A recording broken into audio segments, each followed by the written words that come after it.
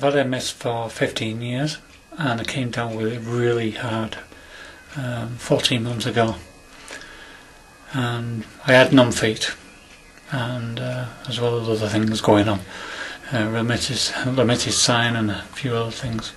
But what I want to tell you this is that if you do these exercises, if you exercise, then you'll be able to do stuff like this.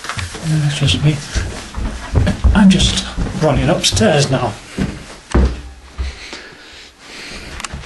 And you can hear. Let's go upstairs again.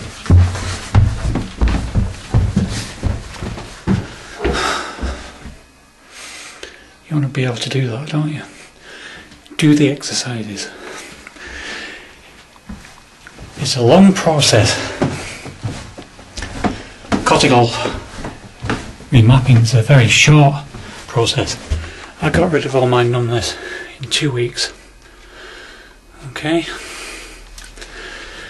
Good luck. Use a chair. And at the moment I can't walk properly, so if I start trying to fight around the chair, I just get over here.